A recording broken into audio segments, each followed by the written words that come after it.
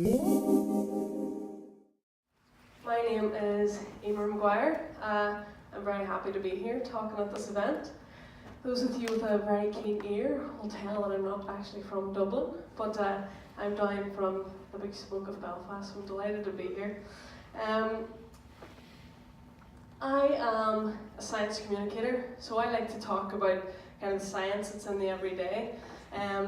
Like Neve, I was part of a competition called FameLab, of the UK version of it, and I won the UK one talking about things like the science of kissing, the science of flirting, and I also won an international science communication competition called International Science Stars in Kazakhstan, of all places, with a talk on the science of love. I host a radio show on BBC Radio Ulster called Science and Stuff, and I think it's only a good thing for BBC that they have a young LGBT girl hosting a show on science for them. So I'm very, very happy about that. Today I'm just going to talk a little bit about myself and how I feel where I work as an LGBT person, and then I'm going to talk about one of my favourite science topics. So I'm also a musician and a music lover, so that's not just a random fact, that is related to what I will be talking about later on. So being LGBT plus in STEM, I am going to be coming at this from a slightly different point of view than the rest of the guys so far, because I work as a speech and language therapist. I went to university first and did speech and language therapy, and then did a master's in clinical anatomy. And I work as a speech and language therapist for adults in neurology and neurosciences and neurosurgery. So I'm going to talk a little bit more about being LGBT plus in a healthcare and a medical field, which might be slightly different from in a STEM field, but it's all related. So in my work, there are about 200 speech and language therapists across adults and pediatrics. And whenever I started working there 3 years ago, as far as I'm aware, I was the first openly gay speech and language therapist. And speech therapy is a funny profession because it's all women. Where I work anyway, it's all women. There were no men even in my course at university. So whenever I started, I kind of felt like I was going into this big gang of people, and I was the only openly gay person. It I didn't think about it that much because I always just assume people know that about me, and I always hope that they know that about me. But it was strange coming in because it was more like people were very nice, and I only had positive experiences. But it was more that people just didn't know being gay was a thing, you know, especially if you were a girl.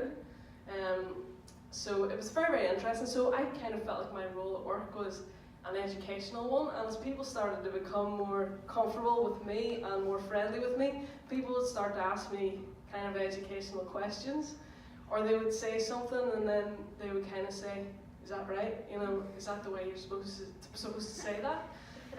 So it's kind of like I've been automatically given the role of PC police at work as the only openly gay speech therapist. So whenever I joined or take, oh, is it back? It's back on this. So whenever I started, it was a very interesting week because the same week that I started, my partner also started working in the same place as one of the other 200 speech therapists, and was the kind of second openly gay speech and language therapist. So the fact that we both started the same week and we were going out, and these people were like, what's a gay person? It kind of doubly blew people's minds, and people couldn't believe it, and like everybody wanted to be our friends because like we were so young and cool and gay and novel, which we were fine with. So at work, like if people had parties and things like, you know, people were like, all right, okay, we'll go. They weren't that keen. On our first year working there, 2 or 3 years ago, we had a Christmas party, and everybody came, and everybody brought their partners, and everybody brought their kids, and we were like, is this because we're gay? Like, they're coming to see, you know, how we behave in the wild. It was very, very strange, but we kind of talk about the fact that we feel like it's made us so much more popular at work because we're so much more novel, and we kind of do like to educate people, and people do tend to ask us questions, which is a very, very interesting thing. But something else that's quite interesting, I'm just going to flick back there so it doesn't go up. Something else that's quite interesting is that we have to go to the same work meetings, we have the same colleagues, we have the same managers. And we were going to a meeting one day, and somebody came up to us at the meeting and was like, you two are so brave. And I was like, why? And they were like, it's so brave that you just like sit together at the meeting and like don't care who's looking. I was like, who's looking? Like, what are they looking at? And I always feel like people are watching to be like, how normal are they? Or, you know, like, what are they going to do now? Those crazy gays. So it's very, very interesting setting to be in. But I do feel like we've had a very good educational place, but we have never, apart from having to be quite educational, we've never had any negative experiences. Everyone's been very positive and very open, and all our colleagues are older than us. It would be the young speech therapists. So I think it's nice that those people who maybe don't have that many LGBT friends are asking us questions on, you know, my brother has come out, how could I best support him? Or, you know, people will come up and specifically tell you a story about their gay nephew, and you know, they're telling you because their nephew's gay, and every time you say, oh, he's gay, like I must know him, they're like, yeah, actually you probably do. So yeah, it's very interesting. We've just had positive experiences which have veered on slightly educational times. So I am going to talk a little bit about a science topic that I like to discuss. I know that the first half people have talked more about LGBT plus issues and how they have experienced things, but I'm going to just stand here and be gay and talk about the science that I like to talk about now that I've introduced myself. So as well as being kind of science communicator, as I mentioned earlier, I'm a musician. I absolutely love music. So I thought talking about the science of music would be an interesting thing for me to talk to you about. Because music is there in so many of our life's moments. You have it at your wedding, you have it when you're out partying with your friends, you just have it constantly. In Belfast, we listen to music for 12% of the day. I think it's actually more than that. But that kind of brings us out as the 4th most listenable place in the UK. So we're constantly with music. And I like to think about what music means to us. I know what it means to me as a musician, but I like to think what it means to humans. So, famous philosopher said it better than I could, without music, life would be a mistake. And I do agree with that. Does anyone put up your hand if you agree with that? Would you be very, very sad without music? Yeah. I was in Newcastle recently talking about this, and one guy was like, I don't like music. I was like, there is something wrong with you. Without music, life would be a mistake. I thought I would look at the definition of music, and I found Merriam-Webster, this beautiful quote. Music is a science or art of ordering tones or sounds in succession, in combination, and in temporal relationships to produce a composition having unity and continuity. That is exactly how I would describe music. They've kind of just got there first, but I thought it was very interesting. I was just about to write it down. I was like, I've taken my quote. I think it's very interesting that they describe music as a science or an art, because I prefer to think of it as somewhere in between. So that's what I'm going to kind of talk about today. I think to do that, we have to go back to the beginning of music. We have to go back 60,000 or so years ago. So we talk about how it evolved. So 60,000 to 30,000 years ago, we underwent somewhat of a cultural revolution. And that's where we started to engage in new creative behaviours, which meant that we were starting to use our imagination, and we were starting to use creative behaviours with intentionality. And probably around the same time as those other creative behaviours, we probably started to use music. Something very interesting found, you know, there were bits and pieces of supposed musical instruments found. Some people agreed they were musical instruments, some people didn't. But in 2008, in Germany, there was this flute was found. It looked quite like a modern flute. It was 43,000 years old. 43,000 years old, and there were quite a few other instruments lying around close by it. And a very interesting character in this story is a man called Wolf Hine, who I like to call the flute finder. So what he did was he got this flute and he made a modern day copy of it to see if it was actually, if it could seem like a modern day flute, because if it was, it would seem that was proof that that's when our music started to evolve. So he found that it produced something called the pentatonic scale, and that's kind of a 5-note scale that throughout history we have used as humans. We use it today. It's used in Smells Like Teen Spirit. It's used in Don't Look Back in Anger. It's used in lots of Kings of Leon songs. So that kind of indicates that the music we have today isn't all that different from the scale and the music that our ancestors were using years and years and years ago. Something that I like to think of as being interesting is thinking kind of our ancestors in their caves, painting their animals and things, just singing so silently away, and giving them credit to Oasis at all. So I like to talk, whenever I'm talking about music, when it evolved I think is important, but why it evolved is more important. And music evolved as a sexy tool, a sexy survival tool. That's not a direct quote from Charles Darwin, because I put that up before and someone was like, God, it's amazing he said that. It's not a direct quote, I feel like I should say that, but it's kind of a summary of how I think Charles Darwin thought about music.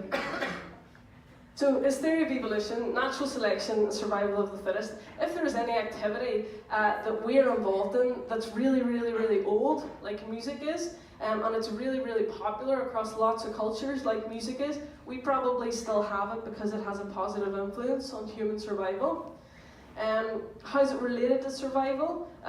Because we can use it to attract people, and over history we've used it to attract mates. It sounds kind of weird, but it does make sense.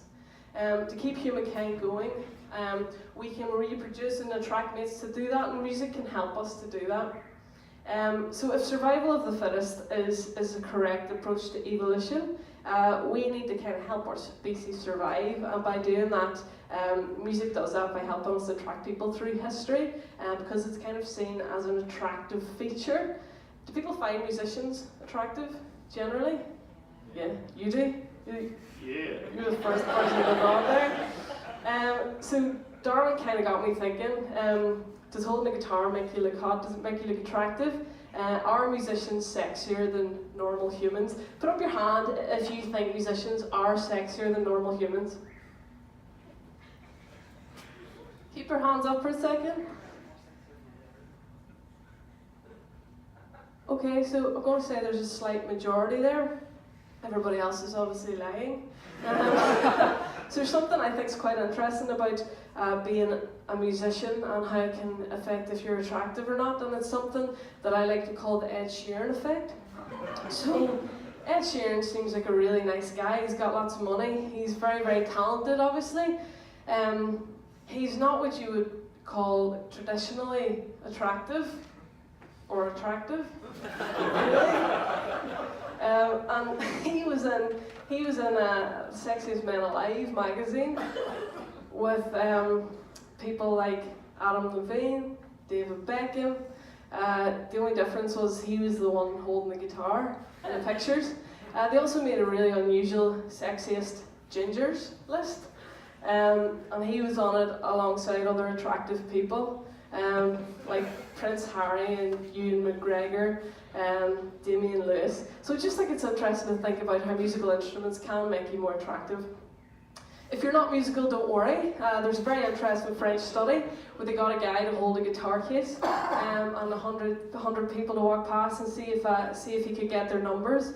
Whenever he was holding nothing, he got the numbers 14% of the time. If he was holding a sports bag, people's opinions slightly went down of him, which I thought was unusual. And he only got 9% of numbers. When he's holding a guitar case, he got 31% of the numbers. There doesn't even have to be anything in it. They don't even have to see you playing the guitar. If you're just holding the case, that's good enough. I can't even play this. This is on stage. So the live somehow look more attractive. So another thing I find very interesting is medicine, is music as medicine, and because I work as a speech therapist within neurosurgery and neurosciences, I think it's just a fascinating area. So the NHS has said that it's a psychological therapy that aims to facilitate positive changes in your emotional well-being. But is that something that actually works? So there's a lovely study by someone called Hanser, and it was a study to see if music could reduce your stress and anxiety, and it was with elderly people who had depression. People were split into 3 groups. Some groups got therapy, some groups didn't, some groups got a diluted version of therapy. At the end of the study, there was a dramatic decrease in anxiety and depression in the people who received either the diluted version of therapy or the full version. And there's a lovely story that came out of this study. There's a lady in it, June, and her husband Bernard had died, and he had played an instrument and he loved big band records, and the psychologist said, why don't you use his music as your therapy? And 9 months after, she sent this to the researcher. Before I took out all those records, I spent every day thinking how I would never see my husband again. I loved him so much, I couldn't bear to be without him. But now when I put on his music, I feel like he's with me. I think about all the great times we had and how much we shared. I love the records and I love listening to his records. Thank you for giving me back my husband. Which I think for you to actually go to a researcher and let them know that 9 months after a study is an amazing thing. So I think that shows music definitely does work as medicine. So I started to think, is there a perfect formula for a song? Because so many of our songs sound the same. And there is a bit of a formula. So Western songs anyway, we mostly use a major key. Our songs are very, very repetitive. We use about 7 of our notes. Magic number 7 is the number that's easiest for us to hold in our head. And our music follows, lots of small jumps and not too many big jumps. Think Ed Sheeran's Shape of You, and that's kind of the perfect Western song. So many popular Western songs follow the same pattern. Anybody here play guitar? You know these chords then? These are like the first chords that you learn. If you learn these, you can basically play anything. As humans, we're kind of obsessed with these chords. They work with any genre and with any emotion. Loads of these popular songs have used them. Ed Sheeran again, Thinking Out Loud, he's used them. Taylor Swift uses it for Blank Space. James Blunt, You're Beautiful, a fantastic song, uses these chords. Please, One Direction. These chords are used in so many popular songs across so many genres. And because I was kind of coming to talk about myself and to talk about the science of music, I thought that I would possibly tell you guys that learn those chords, you can write a hit, but also write a song using those 4 chords and share it with you. So because I feel like this is quite an intimate, personal event. Sean, would you agree? Yeah. Definitely, yeah. A bit of a delayed reaction there, Sean. I'm not worried about that. I thought that it would be a good idea to write a song that had a bit of a personal spin. So I wrote a song about myself and about a love interest that I have. Has anybody here heard of the phrase Insta-bae? Yeah, stick up your hand, because lots of places I've been have never heard of this. It must be an Irish thing. It must be. Okay, so what's your name? Mm-hmm. Dave, what's an Insta-bae to you? It's an Instagram hashtag for your bae, for your significant other. Yeah, well, it can be for your significant other. I think you're using it wrong there, Dave. Close. Yeah, exactly. So it's kind of someone that you would hope to be your significant other. Not who he would hope to be. No comment. So it's usually someone that you would hope would be your significant other. It's not necessarily someone that you know. It's usually a stranger that you kind of see on Instagram.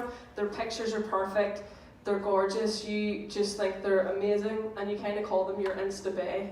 So you kind of want to be with them. So I thought that would be the perfect thing to write about for me. to sing about for everybody. So I am going to sing you this song, Insta Bay. Are you able to hear me okay without the mic? Yeah. Okay. Does anyone here, don't be brave enough and admit, does anyone here have an Insta Bay? Sure, guys. So it is usually on Instagram, and it's usually because the person has put up their pictures of their perfect life. I'll say I have had quite a few Instabays. And when I was trying to think of something to write just with these 4 chords, I thought, why not put myself out there and embarrass myself? So this is my C, my A minor, F, G. So that's how simple Western music is. That's it. This is what Ed Sheeran does all day.